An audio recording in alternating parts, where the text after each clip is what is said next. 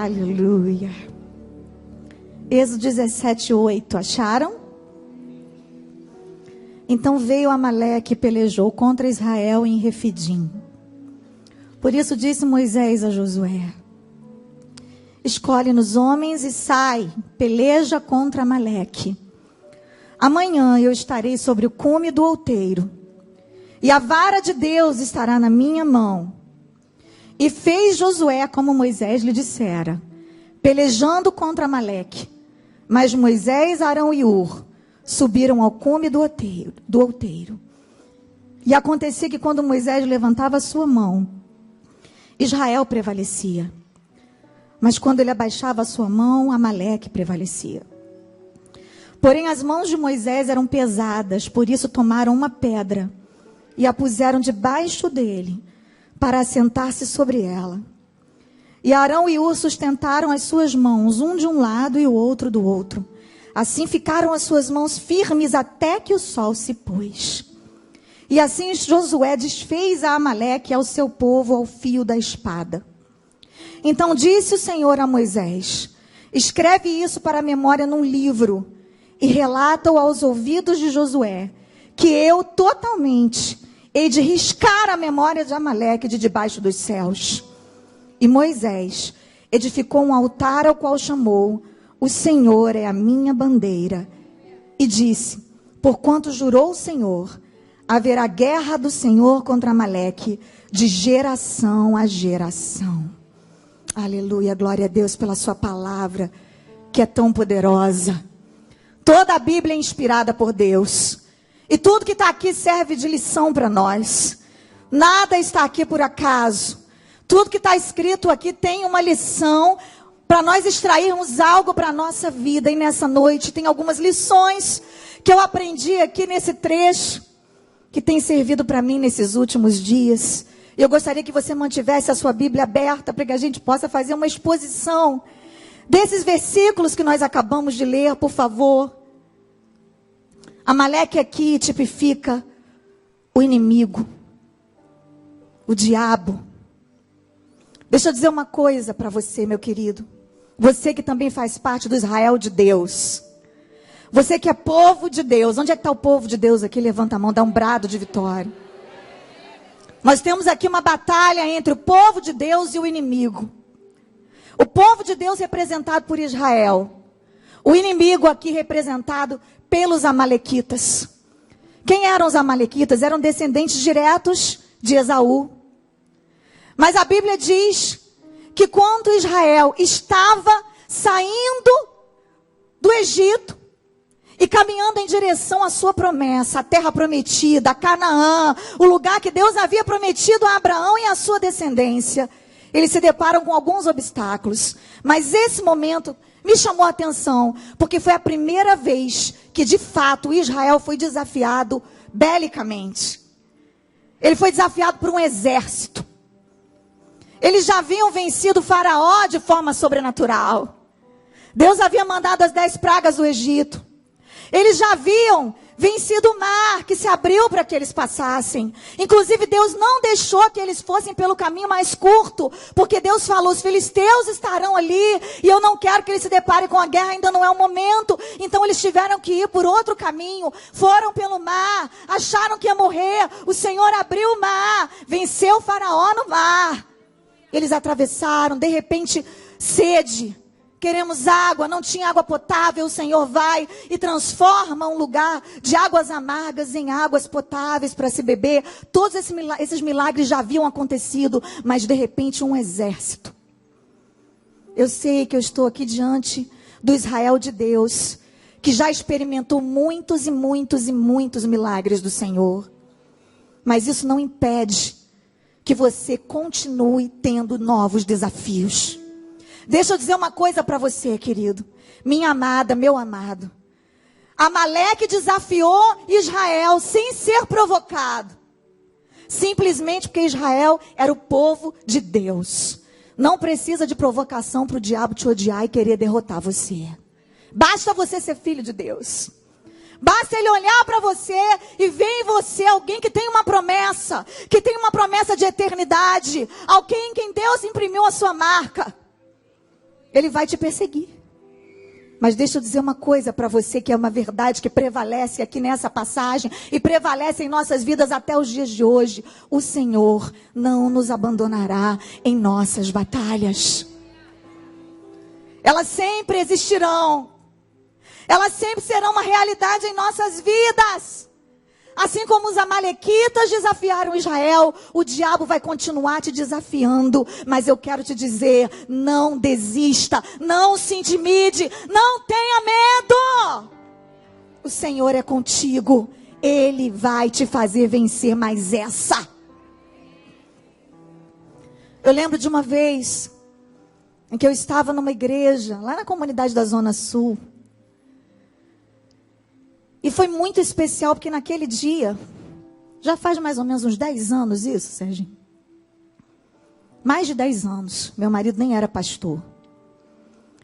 E nós estávamos ali, desanimados, angustiados, debaixo de uma prova, de uma luta. E naquele dia eu havia falado em meu coração para o Senhor: Deus, eu preciso te ouvir hoje. E de repente o meu marido falou também: ô Senhor, fala comigo hoje, porque está difícil, a batalha está muito grande. E nós fomos para a casa de Deus, e quando chegamos lá, sentamos ali no primeiro banco. Eu fiz o louvor, eu ministrei. Mas somente depois do ofertório foi que chegou o pregador da noite, que era um pregador de fora, de outro país. Ele não nos viu ministrar, ele não nos viu no altar. E ele foi profundamente usado por Deus. Eu ainda lembro a passagem, lá em Atos, quando ele disse: arrependei-vos e convertei-vos para que venham os tempos de refrigério, através da presença do Espírito Santo. E começou a pregar uma mensagem maravilhosa. E aquele homem era um ex-traficante de drogas. O meu marido já começou a se identificar com ele ali, porque Deus também o havia liberto das drogas. E ele ouviu aquela palavra, e no final de tudo, quando ele estava chamando as pessoas para o altar, ele olhou para nós e falou: Deus me mandou aqui para falar com esse casal, e nos chamou no púlpito. E ali o Senhor derramou em nós uma rajada de promessas. Irmãos, a gente saiu dali tão cheio de alegria, tão cheio de vitória, tão cheio de esperança, porque é bom ouvir promessa. Você não gosta de ouvir promessa? Não é bom ouvir Deus falar? Não é bom ouvir coisa boa? Não é bom ouvir Deus dizer: eu vou te abençoar, eu vou te usar, eu vou te dar canções que o Brasil inteiro vai cantar, você vai ser pastor. Falou para o meu marido: eu vou te usar de um jeito que nem a sua família vai acreditar. Só que quando a gente recebe uma promessa de Deus, a gente também fica marcado pelo inferno. Alguém vai avisar lá para Satanás, ele manda reforço. Só que não existe demônio maior do que o nosso Deus. E na semana seguinte, que nós recebemos toda essa palavra maravilhosa, o meu marido saiu de casa e foi para um sítio pequenininho que nós tínhamos lá no interior do Rio de Janeiro. Nesse dia eu iria com ele, com as crianças, mas eu não fui. Eu desisti na última hora. Ele ficou muito chateado comigo, fez aquele bico de marido, que frustrado, que você não fez o que combinou comigo. Mas me deu um negócio, eu falei: eu não quero ir, eu vou ficar cansada, eu vou ministrar à noite. E voltei a dormir. Quando eu voltei a dormir, eu tive uma visão, na qual um homem ao pé da minha cama ria de mim e zombava de mim. E eu ficava incomodada com aquele homem, um homem de meia idade. E eu me levantava e mandava ele sair do meu quarto em nome de Jesus. Expulsava aquele homem do meu quarto, empurrava até a saída do meu apartamento, que naquela época era outro lugar que nós morávamos. Fechava a porta, e quando eu olhava para dentro de casa, eu me dava conta de que aquilo ali era uma visão. Voltei para o meu quarto, deitei de novo na cama e acordei. Liguei para o meu marido e falei: amor, tudo bem? E ele de bico comigo, com raiva de mim. Falei: eu tive um sonho, uma revelação assim, assim, assim. Eu queria te pedir para você vigiar. E ele achando que eu queria fazer as pazes. Eu falei: também quero fazer as pazes, mas eu queria te dizer que você tem que vigiar. Fica ligado aí com Deus, porque o diabo vai aprontar alguma hoje. E nesse dia o Espírito Santo falou comigo: você não vai ligar a TV? Você não vai ligar para ninguém para conversar. Você vai colocar o louvor mais alto que você puder, vai se ajoelhar e ficar orando. Foi isso que eu fiz. Eu fiquei de joelhos adorando ao Senhor em casa. E de repente, eu recebo um telefonema. Era o meu cunhado, que era coronel da PM, já estava lá ao lado do meu marido.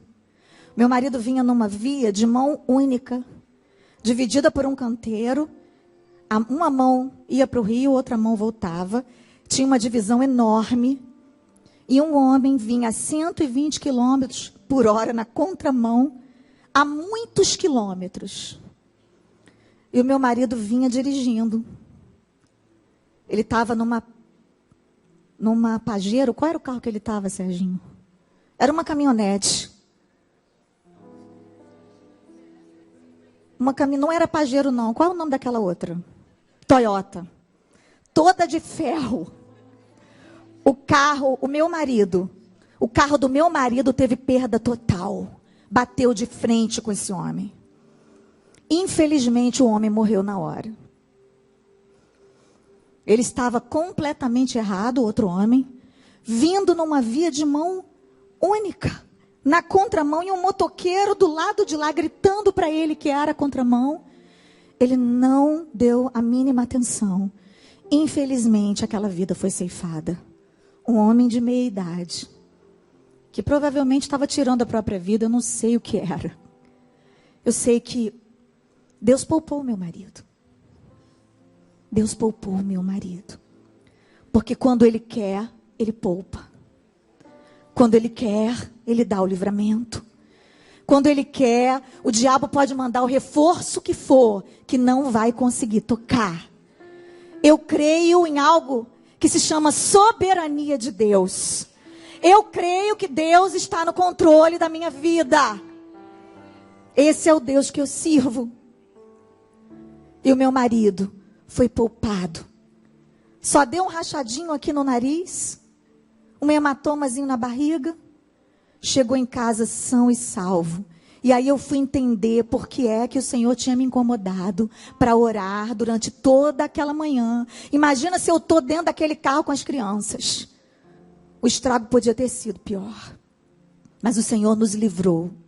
E o Senhor continuará livrando a todos que Ele quiser. E o Senhor continuará exercendo o seu poder e o seu direito de soberania sobre nós. Porque Ele sabe exatamente o que fazer conosco. Você acredita nisso? Você confia nessa palavra? Você concorda comigo? Que Deus não nos desampare em nossas batalhas?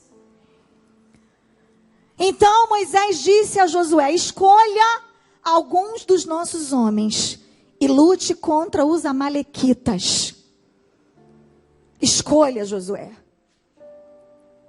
Estamos falando aqui de escravos recém-libertos, um povo sem poder bélico, um povo que não sabia lutar, que mal sabia embanhar uma espada. E Moisés fala: Josué, escolha. Mesmo assim, escolha. E o Senhor está dizendo para você aqui, na hora da sua batalha, escolha quem vai andar do seu lado. Cuidado com quem você vai andar na hora da guerra, porque essa pessoa pode te botar a perder. Dependendo do que você ouvir, dependendo do grupo do qual você faz parte no WhatsApp, dependendo do seu ânimo para ir para a casa de Deus ou não. Tem gente agora que está na moda assistir o culto só pela internet. Esqueceu que aqui é o lugar que Deus ordena a bênção. Se você está enfermo, está debilitado, não pode vir, eu compreendo. Mas se você pode ir para a casa de Deus, querido, não se prive disso. Esteja cercado de guerreiros. Todo mundo aqui é guerreiro. Todo mundo aqui faz parte do mesmo exército. Todo mundo aqui está na luta. E com certeza, você vai encontrar alguém no meio desse exército que já enfrentou essa batalha que você está enfrentando. Quem sabe você vai ajudar alguém que está enfrentando uma batalha que você já enfrentou.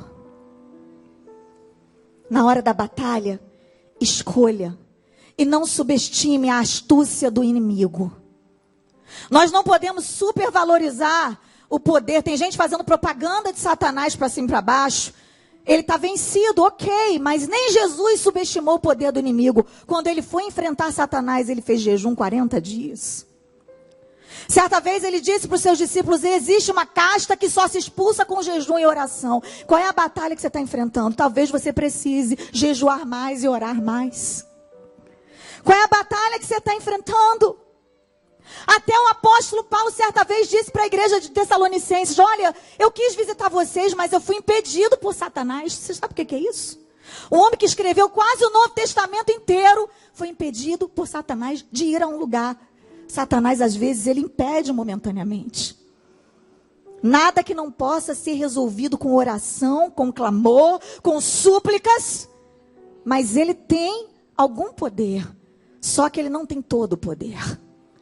Todo o poder só foi dado ao Senhor, nos céus e na terra. A Bíblia diz: maior é o que está convosco do que aquele que está no... Nós somos mais poderosos em Deus do que o demônio mais forte do inferno. Se nós estivermos escondidos em Deus. Então, amado, não subestime o poder do inimigo. Mas também não pense que ele é invencível.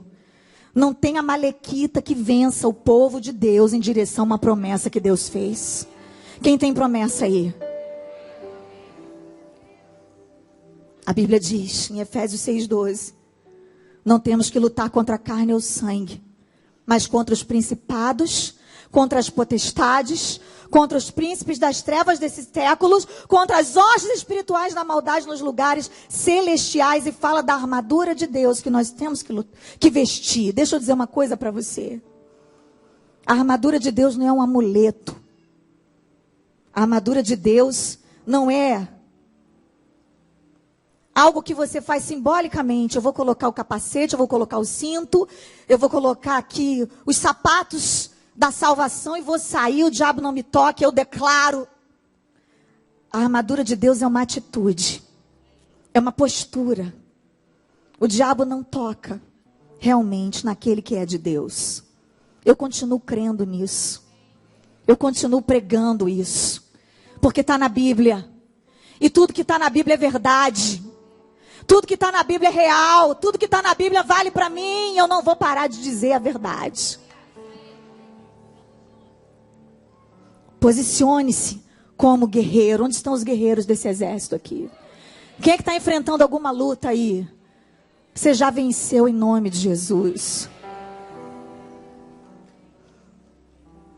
Só que a Bíblia diz que Josué foi para a batalha lutar. Mas Moisés, Arão e Ur subiram ao alto da colina. Está no verso 10. Moisés foi para o monte. Lugar privilegiado. Lugar de visão aguçada. Tem batalha que é no monte, tem batalha que é no vale.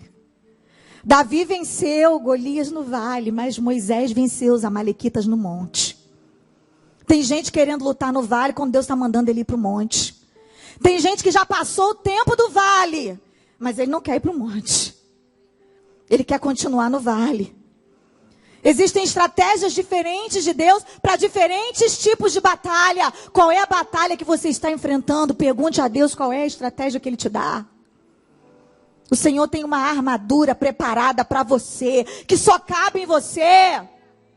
Davi vestiu a armadura de Saul e ficou grande, ficou esquisito, ficou pesado. E ele disse: não é assim que eu vou vencer. O Senhor vai te revelar quais são as armas que você vai usar nessa batalha em direção à sua promessa. Não subestime a direção do Espírito Santo nessa batalha. E Moisés foi para o monte. Vamos permitir, amados, que o Senhor nos conduza na hora da nossa batalha. Vamos permitir que Ele nos carregue em seus braços.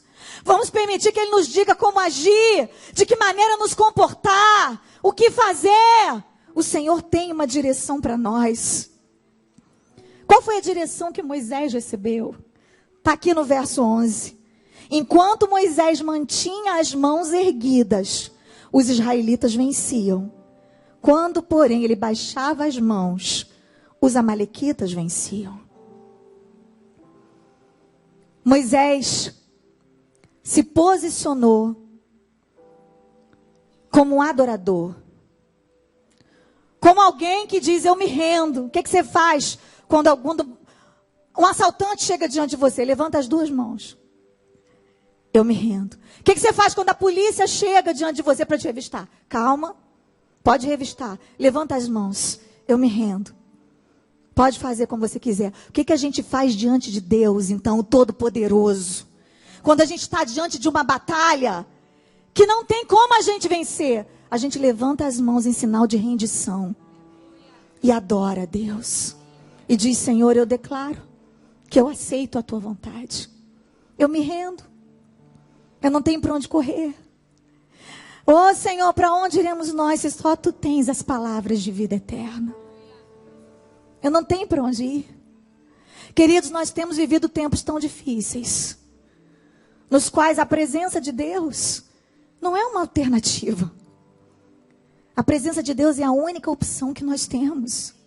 Deixa eu dizer para você, querido, você que está vivendo no mundo, nesse tempo que se chama hoje, esse tempo que precede a volta de Jesus, não tem como você viver mais uma vida superficial.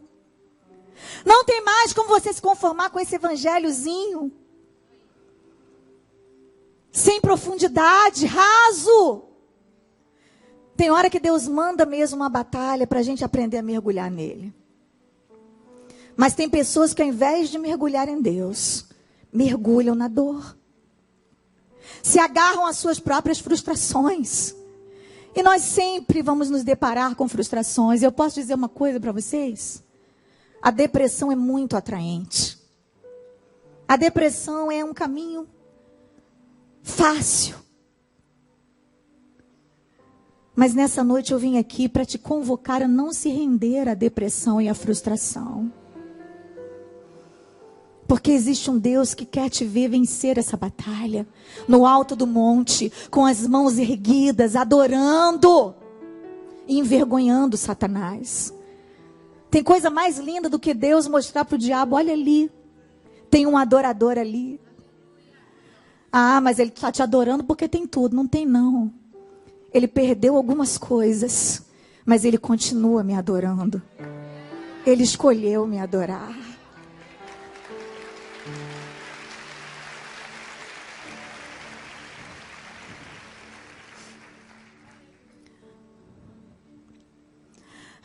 Adorar é o que sei, adorar é o que sou. Nada pode calar um adorador. Não existem prisões que contenham a voz de quem te adora. Troque a sua angústia pela presença de Deus. Troque a sua dor pela presença de Deus. É uma troca justa. Eu tenho trocado. A oração que eu mais tenho feito para Deus no meu quarto é: Deus, eu troco a minha angústia pela tua presença. Senhor, eu quero a tua presença como eu nunca tive. Eu quero a tua presença como eu nunca experimentei, Deus. Por que você não aproveita para extrair o melhor dessa dor que você está vivendo, querido? Eu te desafio a isso hoje. E quem está falando aqui é alguém que está sofrendo, mas que está vencendo. Assim como você. Uma vez uma menina chegou para mim e falou assim: eu tinha tanta raiva de te ver ministrar. Porque quando você cantava aquelas canções, e eu tinha uma mãe drogada no meio da rua, eu ficava dizendo assim: aquela canção era para eu cantar, porque ela não sabe o que eu estou passando. Ela não sabe o que eu estou vivendo. E depois ela descobriu que Deus havia tirado meu marido das drogas e que durante algum tempo eu vivi esse calvário, essa luta com meu marido. E ela ficou tão envergonhada que ela veio me pedir desculpas. Eu falei: você não tem que me pedir desculpas. É que quando a gente vê alguém no púlpito, a gente tem a tendência de imaginar que aquela pessoa tem uma vida perfeita, que nada atinge, que nada alcança, que ele é intocável. Deixa eu dizer uma coisa para você, querido. Nós não somos blindados das lutas e adversidades do dia a dia. Realmente, aquele que é de Deus, o maligno não lhe toca. O maligno não tem o poder de levar um filho de Deus para o inferno. Ele está coberto pelo sangue de Cristo. Mas pessoas morrem, pessoas adoecem. Pessoas ficam enfermas. Pessoas crentes vão à falência. E eu não vim aqui pregar o evangelho da derrota, mas eu vim aqui dizer para você que já perdeu algumas coisas na vida. Coloque os seus olhos naquilo que Deus ainda tem para você no futuro. Deus nunca vai nos dar todas as respostas. Se nós soubéssemos tudo sobre Deus, Ele não seria o nosso Deus, nós seríamos o Deus dele. Se nós tivéssemos todas as respostas para as crises do mundo e para as injustiças que acontecem ao nosso redor, nós seríamos Deus. Talvez um dia Deus nos explique na eternidade, talvez nós nem queiramos mais saber, a gente tenha mais o que fazer. Eu só sei de uma coisa, que Deus é Deus, apesar da minha dor. Deus é Deus, apesar das minhas lutas. E o que seria de mim se não fosse a presença de Deus na minha vida nesse tempo? A Bíblia diz que Moisés foi para o monte com Arão e Hur. E quando as mãos dele ficavam cansadas, porque a luta cansa. Porque acreditar cansa às vezes. Porque ficar de pé, com as mãos erguidas, adorando na adversidade, cansa. E não tem nenhum super-herói aqui no altar. Tem hora que não dá vontade de ir para a casa de Deus. Tem hora que não dá vontade de orar, porque a gente não acredita nem que Deus está ouvindo. Parece que Deus tirou férias. Mas eu não vivo do que eu sinto. Eu vivo do que eu creio.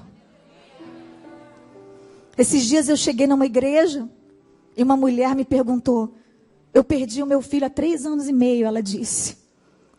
E eu estou inconsolável, eu queria saber por que Deus não me dá uma gota dessa graça que Ele está derramando sobre a sua vida.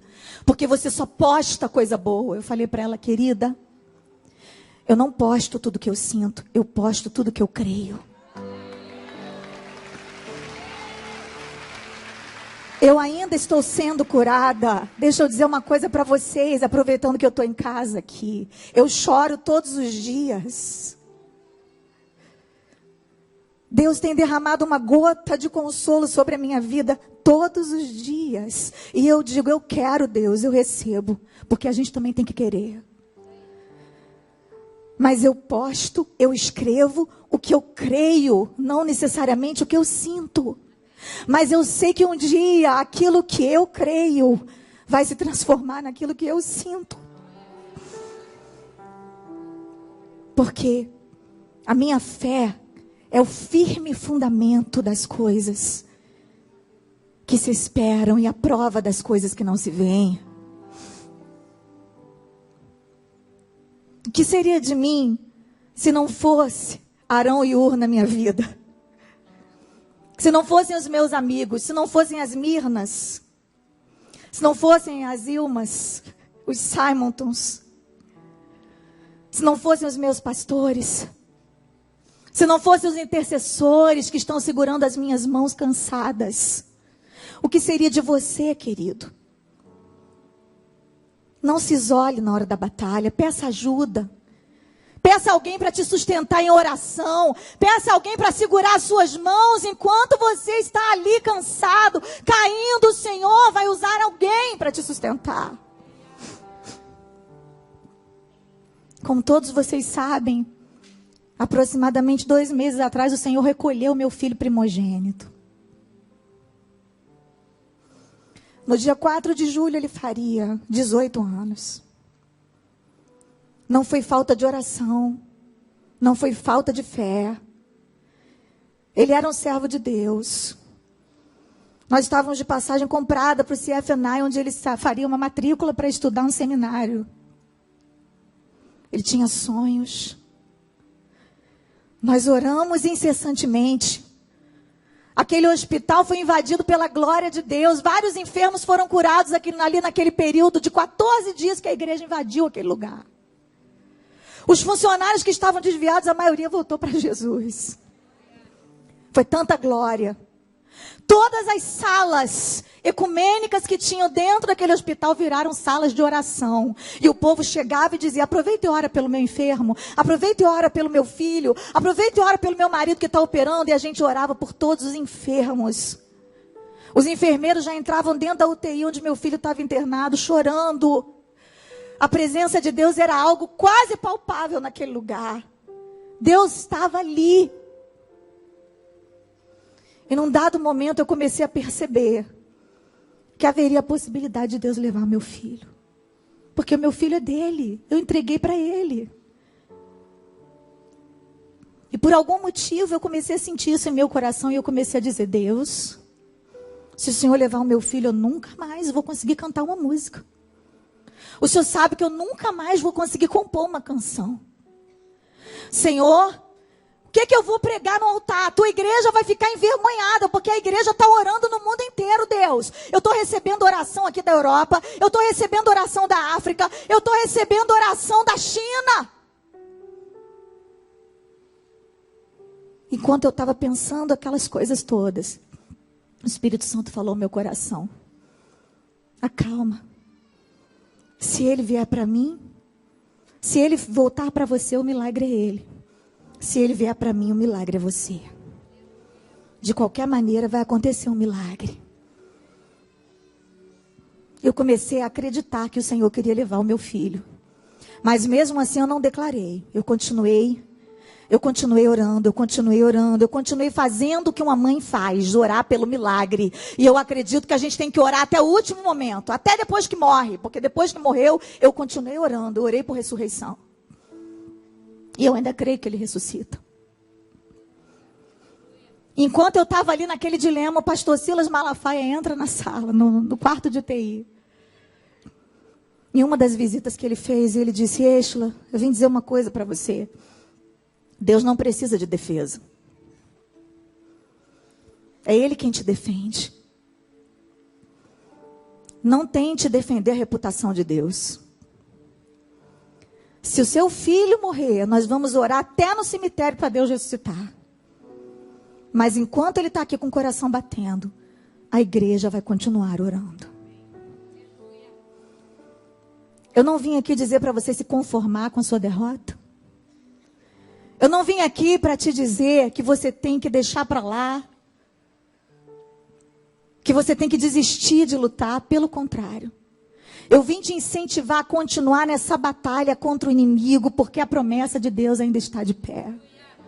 Eu vim aqui para te dizer que apesar de Deus ter levado meu filho, eu continuo acreditando em cura divina, eu continuo acreditando no Deus que opera milagres, eu continuo acreditando em ressurreição.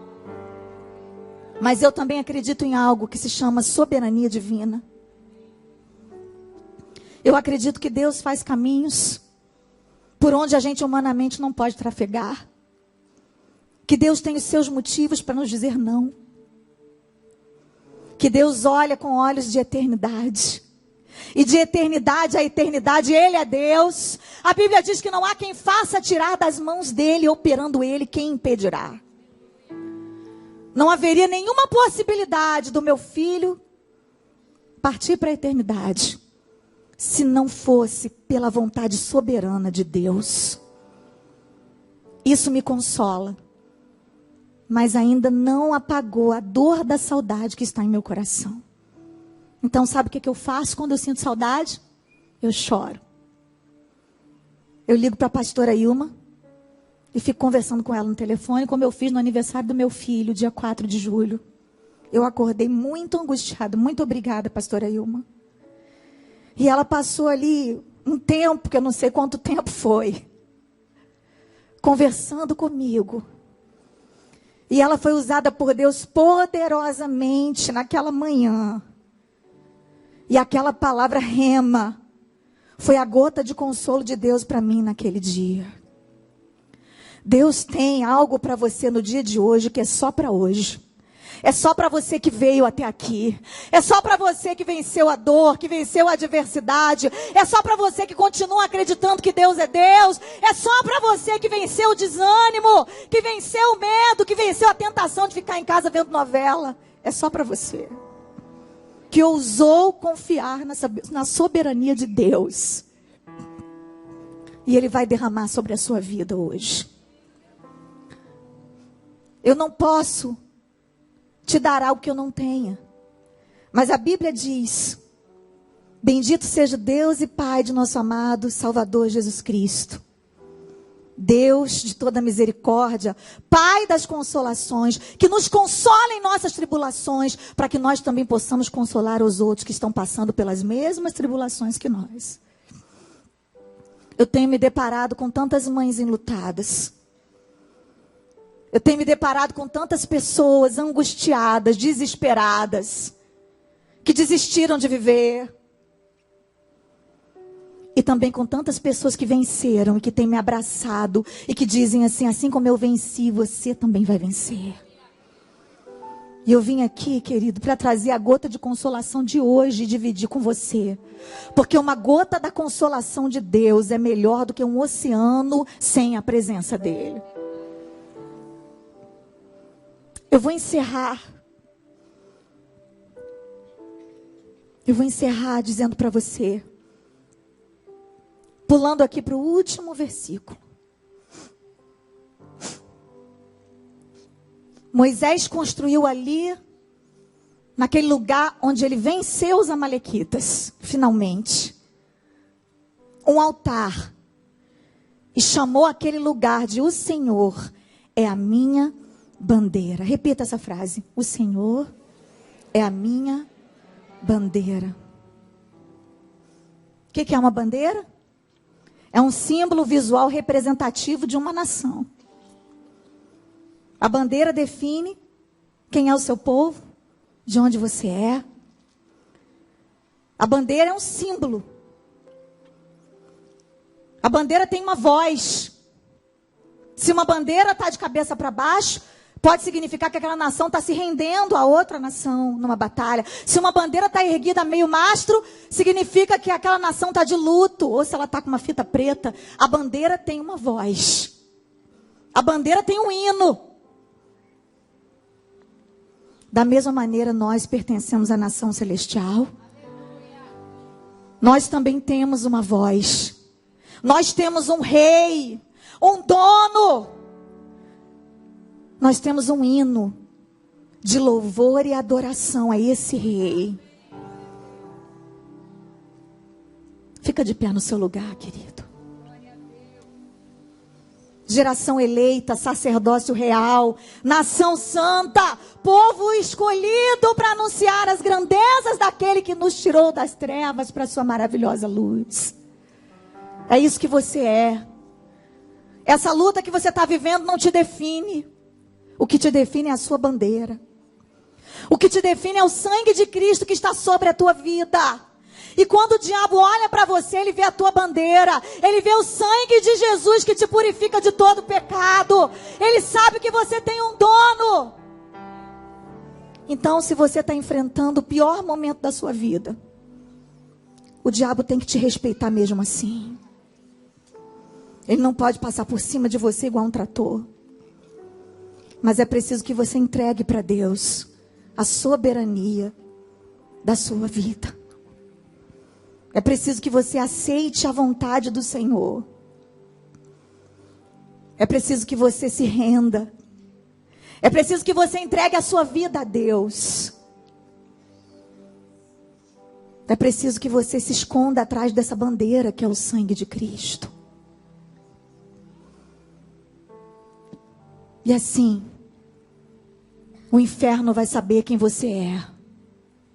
E eu não estou dizendo que você não vai passar por adversidades e lutas. Enquanto estivermos aqui, teremos tribulações. Que diremos, pois, acerca dessas coisas? Se Deus é por nós, quem será contra nós? Aquele que nem mesmo ao seu próprio filho poupou, antes o entregou por nós, como não nos dará também com ele todas as demais coisas? Quem tentará acusação contra os eleitos de Deus? É Deus quem os justifica. Quem os condenará? Foi Cristo quem morreu, antes quem ressuscitou dentre os mortos, está à destra de Deus e intercede por nós. Quem nos separará do amor de Deus? Será a tribulação, a angústia, a perseguição, a fome, a nudez, o perigo, a espada? Pois como está escrito, fomos entregues à morte todos os dias. Querido, você não sabe do dia de amanhã. Cemitério não é lugar só de gente velha. Todos os dias qualquer um pode morrer. Você está preparado para encontrar com Deus? Fomos reputados como ovelhas para o matadouro. Mas a Bíblia diz que em todas essas coisas nós somos mais do que vencedores por meio daquele que nos amou. Porque eu estou certo de que nem a morte, nem a vida, nem os anjos, nem os principados, nem as potestades, nem o presente, nem o porvir, nem a altura, nem a profundidade, nem qualquer outra criatura poderá me separar do amor de Deus que está em Cristo Jesus. Você está sofrendo? Não deixe esse sofrimento te separar do amor de Deus. A única coisa que pode te separar do amor de Deus é o pecado. Não é que Deus para de te amar. É que você se separa dele por vergonha. O amor dele permanece intacto. A questão é que você se exclui desse relacionamento de intimidade com ele. Porque o que faz separação entre nós e o nosso Deus é o pecado contínuo. Mas quando nós nos arrependemos, um novo e vivo caminho estabelecido. E a partir desse momento, nada pode nos separar do amor de Deus. Nessa noite existe um caminho preparado para você que quer correr até o coração de Deus. Você que quer experimentar essa força. Êxola, de onde vem a tua força? Vem do Senhor. Ele é o meu refúgio e fortaleza. Ele é o meu socorro bem presente na hora da angústia. Ele é aquele que sustenta as minhas mãos. Ele é aquele que me adestra para essa batalha. Mas eu não sou uma privilegiada, nem na hora das lutas, nem na hora das vitórias, que também virão para mim. Porque as lutas que eu vivo hoje não vão apagar o que Deus já fez por mim, e muito menos aquilo que Ele ainda vai fazer. Sua vida começa hoje, assim como a minha. Todos os dias a minha vida está começando de novo. E eu estou reaprendendo a viver com essa nova realidade que Deus me permite. Mas se eu estou viva, Deus tem algo para mim. Deus tem algo para você que está vivo, que está aqui. O meu primeiro convite é para você que quer entregar sua vida para Jesus. Saia do seu lugar agora, com ousadia. Você que quer se reconciliar com Deus.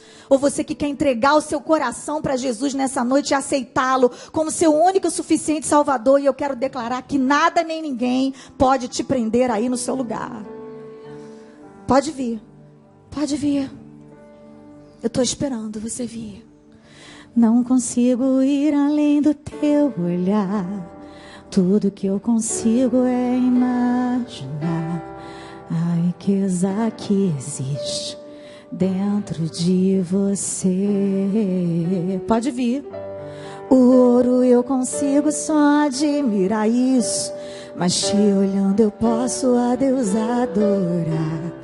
Tua alma é um bem que nunca envelhecerá. O pecado não consegue esconder a marca de Jesus que existe em você. O que você fez ou deixou de fazer não mudou o início. Deus escolheu você. Sua raridade não está naquilo que você possui, o que sabe fazer. Isso é mistério de Deus com você. Você é um espelho que reflete a imagem do Senhor. Não chore se o mundo ainda não notou. Já é o bastante Deus reconhecer o seu valor. Você é precioso, mais raro que o ouro puro de Ofir. Se você desistiu, Deus não vai desistir. Ele está aqui para te levantar. Se o mundo te fizer cair. Ainda falta você aí na galeria. Vai ficar com preguiça de descer a escada? É mais fácil descer até aqui do que subir de novo, gente. Desce, vem. Olha para alguém aí do seu lado, ainda que seja sua mãe, e diz: se você tiver sem coragem, eu te levo até lá. Eu sou Arão e Ur na sua vida hoje. E traz essa pessoa até aqui. Às vezes ela está com vergonha. Está deixando para amanhã. Você não sabe o que vai ser da sua vida amanhã, querido. Você não sabe. Você não tem poder sobre a vida e a morte.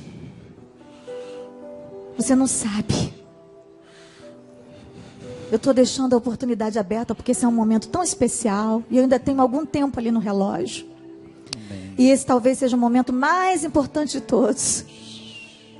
É o momento em que o céu está preparando uma festa. Não tem festa no céu paralítico que anda. Não tem festa no céu quando alguém ganha na loteria. Não tem festa no céu quando alguém paga uma dívida. Mas tem festa no céu quando um pecador se arrepende. Então eu queria pedir para a igreja do Deus vivo me ajudar nessa hora. Me ajuda aí. Orando, intercedendo. Adorando ao Senhor. Adore a Deus, adore. Adorar é o que sei. Adorar é o que sou. Nada pode calar o adorador. Não existem prisões que contenham a voz de quem um terremoto vai acontecer aqui e as cadeias que me cercam vão cair quando não há o que fazer e é muito forte a minha dor. Levanto as mãos pro céu e louvo ao Senhor. À meia-noite cantarei uma canção tão alto que os prisioneiros ouvirão. Um terremoto vai acontecer e o inimigo vai ceder, porque não há cadeias onde há. Senhor, nós sabemos que não há cadeias onde há adoração. Enquanto o teu povo te adora, nós te pedimos: quebra todas as cadeias, Senhor. Quebra todas as cadeias que prendem essas pessoas. Nós declaramos que elas estão livres para tomar a melhor decisão das suas vidas. Oh, Senhor, nós queremos ouvir barulho de cadeia quebrando agora. Oh, Ramachiri Andaravaciri Cantarabás. Quebra, Senhor, as cadeias na casa de quem está assistindo agora pela internet. Quebra as cadeias nessa hora daqueles que estão em dúvida, daqueles que estão pensando em deixar para amanhã. Oh, Deus, vai libertando. Senhor, vai quebrando. Senhor, vai desfazendo as amarras do diabo. Porque Tu és o Todo-Poderoso. Porque não há outro Deus como Tu. Porque não há ninguém que Te possa resistir, Senhor. Amém. Nós queremos ver um exército aqui, Senhor, se rendendo aos Teus pés. Amém. Amém.